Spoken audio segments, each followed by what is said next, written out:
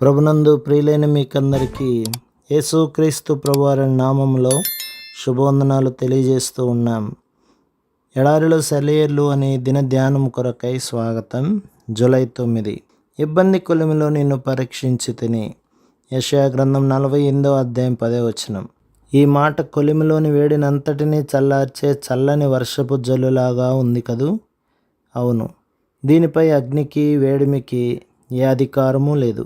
శ్రమలు రాని దేవుడు నన్ను ఎన్నుకున్నాడు. పేదరికమా, నువ్వు నా గుమ్మములోనే కాచుకొని ఉంటే ఉండు.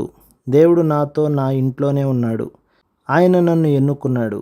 అనారోగ్యమా, నువ్వు అడ్డగించగలిగితే అడ్డగించు, కానీ ఔషధం నా దగ్గర సిద్ధంగా ఉంది. దేవుడు నన్ను ఎన్నుకున్నాడు.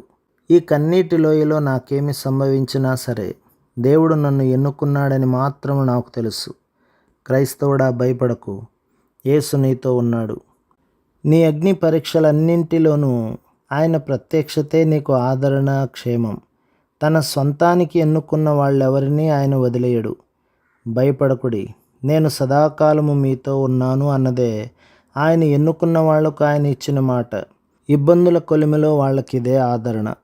నాలో అగ్ని కొలిమి కాలుతోంది, మంటల్ని దేవుని ఊపిరి ఊదుతోంది. మనసంతా సలసలా కాగుతోంది, వణికిపోతూ మాడి మసైపోతుంది. ప్రచండ వేడిలో నిశ్చలంగా ఉన్నాను. దేవుని చిత్త ప్రకారమే అని తల వంచాను. ఎర్రగా కాలిన నా హృదయాన్ని బండ మీద పడేశాడు. తన రూపులోకి తేవాలని బరువైన సుత్తితో బాదాడు. సుత్తి దెబ్బలకు నిశ్చలంగా ఉన్నాను. దేవుని చిత్త ప్రకారమే అని తల వంచాను. ఎర్రగా కాలిన నా హృదయాన్ని మెత్తబడ్డ మనసుపై పడుతున్న ప్రతి దెబ్బకి నిప్పురవ్వలు ఎగిరాయి. చల్లార్చి మళ్ళీ కొలిమిలో వేసి కాల్చాడు. అంతా భరిస్తూ నిశ్చలంగా ఉన్నాను. దేవుని చిత్త ప్రకారమే అని తల వంచాను. సనగడం ఎందుకు? బాధ పూర్తయ్యే సమయం త్వరగానే వస్తుంది. నాపై దేవుని పని రేపే పూర్తి అవుతుంది. అందుకే నమ్మికతో ఆయనపై భారం వేసి నిశ్చలంగా ఉన్నాను.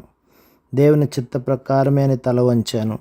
శ్రమ అనేది మెడకు వేలాడదీసిన సమాధి రాయిలాగా అనిపిస్తుంది, కానీ నిజానికి అది ముత్యాల కోసం సముద్రం అడుగున వెతికే ఈతగాడు ఆ అగాధంలో ఉండగలగడానికి చేసే సహాయం లాంటిది.